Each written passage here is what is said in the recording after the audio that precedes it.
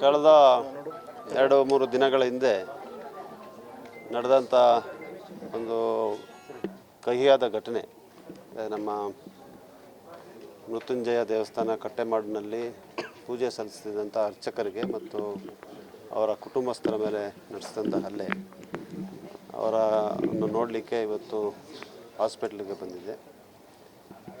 ಭಾಳ ಒಳ್ಳೆಯ ಚಿಕಿತ್ಸೆಯನ್ನು ಇಲ್ಲಿಯ ಜಿಲ್ಲಾ ಆಸ್ಪತ್ರೆ ನೀಡಿದ್ದಾರೆ ಅಂತ ಹೇಳುವಂಥ ಮಾತನ್ನು ಅರ್ಚಕರು ಹೇಳಿದರು. ಅವ್ರ ತಾಯಿಯವ್ರ ಜೊತೆನೂ ಮಾತಾಡಿದೆ ಮತ್ತು ಅವರ ಧರ್ಮಪತ್ನಿಯವರು ಕೂಡ ಮಾತಾಡಿದೆ. ಇದು ಖಂಡನೀಯವಾದಂಥ ಒಂದು ಕೃತ್ಯ. ಎಲ್ಲೂ ಹಿಂಸಕ್ಕೆ ನಾವು ಅವಕಾಶವನ್ನು ಮಾಡಿಕೊಡೋಕ್ಕೆ ಸಾಧ್ಯ ಇಲ್ಲ. ಸೊ ಅದರಿಂದ ಈ ಘಟನೆಯನ್ನು ತೀವ್ರವಾಗಿ ಖಂಡಿಸಿ ಆ ಕುಟುಂಬಸ್ಥರ ಜೊತೆ ಮತ್ತು ಈ ರೀತಿಯಾಗಿ ಕಾನೂನು ಬಾಹಿರವಾದಂಥ ಚಟುವಟಿಕೆಗಳಲ್ಲಿ ಭಾಗಿಯಾದಂಥವ್ರ ಮೇಲೆ ತೀಕ್ಷ್ಣವಾದಂಥ ಕ್ರಮ ಜರುಗ್ತದೆ, ಅವ್ರಿಗೆ ಶಿಕ್ಷೆ ಆಗುತ್ತೆ ಅಂತ ಹೇಳುವಂಥ ಭರವಸೆಯನ್ನು ಕೂಡ ಅವ್ರ ಕುಟುಂಬಸ್ಥರಿಗೆ ಕೊಟ್ಟಿದ್ದೇನೆ. ಸ್ವಲ್ಪ ಭಯಭೀತರಾಗಿದ್ದಾರೆ. ಯಾವ ಕಾರಣಕ್ಕೂ ಭಯಪಡಬೇಡಿ.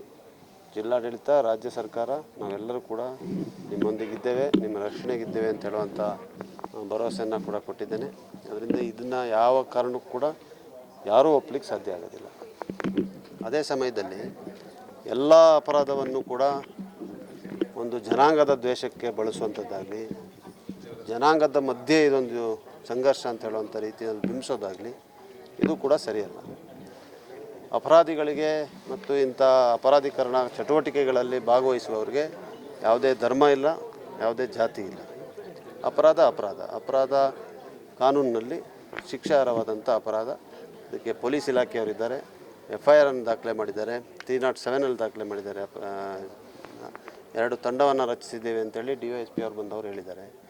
ಅವ್ರನ್ನ ಹುಡುಕ್ತಾ ಇದ್ದೀವಿ, ಅತಿ ಶೀಘ್ರವಾಗಿ ಬಂಧಿಸ್ತೇವೆ, ಕಾನೂನು ಕ್ರಮ ಜರುಗಿಸ್ತೇವೆ ಅಂತ. ಅದರಿಂದ ಕಾನೂನಿನ ಪ್ರಕ್ರಿಯೆಯಲ್ಲಿ ನಮ್ಮ ಪೊಲೀಸ್ ವ್ಯವಸ್ಥೆಯಲ್ಲಿ ನಾಗರಿಕರು ವಿಶ್ವಾಸವಿರಲಿ ಅಂತ ಹೇಳಿ ಕೇಳಲಿಕ್ಕೆ ಬಯಸ್ತೇನೆ.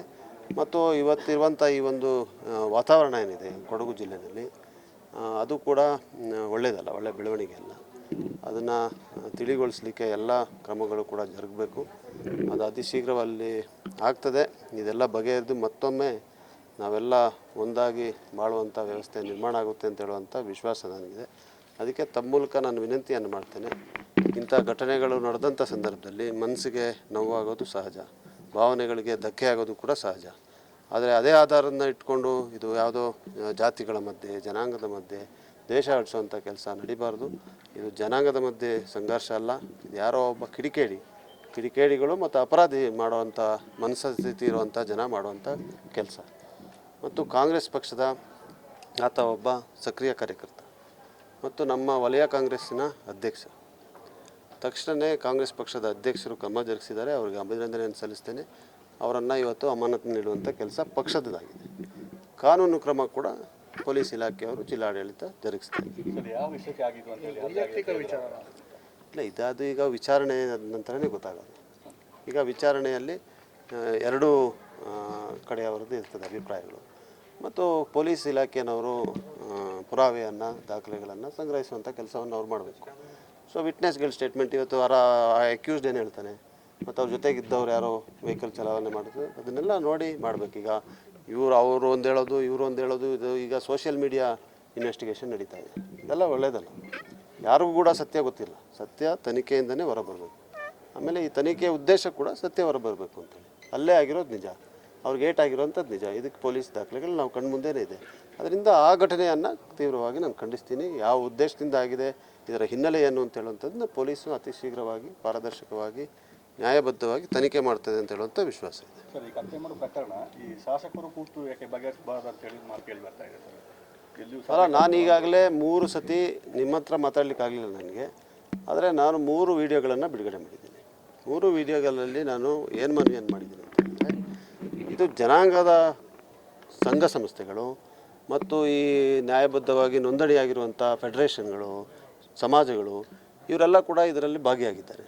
ಸೊ ಇದೊಂದು ಜನಾಂಗದ ಮಧ್ಯೆ ಇರುವಂಥ ವ್ಯತ್ಯಾಸಗಳಿರೋದ್ರಿಂದ ಅವರು ಮುಂದೆ ಬಂದರೆ ನಾವು ಮಾತಾಡಲಿಕ್ಕೆ ತಯಾರಾಗಿದ್ದೀವಿ ಅಂತ ಹೇಳಿದ್ದೀವಿ. ಈಗಾಗಲೇ 2 ಜನಾಂಗದವರು ಮುಂದೆ ಬಂದರೆ ನಾವು ಖಂಡಿತವಾಗಿ ಕೂತು ಇದನ್ನು ಬಗೆಹರಿಸ್ಲಿಕ್ಕೆ ಮುಂದೆ ಆಗ್ತೀವಿ. ಆದರೆ ಒಂದು ಜನಪ್ರತಿನಿಧಿಯಾಗಿ, ಜನಪ್ರತಿನಿಧಿಗೆ ಯಾವ ಜಾತಿ ಇಲ್ಲ, ಯಾವ ಜನಾಂಗ ಇಲ್ಲ, ಯಾವ ಧರ್ಮ ಇಲ್ಲ. ನಮಗೆ ಕಾನೂನು ಮತ್ತು ಸಂವಿಧಾನವೇ ನಮ್ಮ ಧರ್ಮ.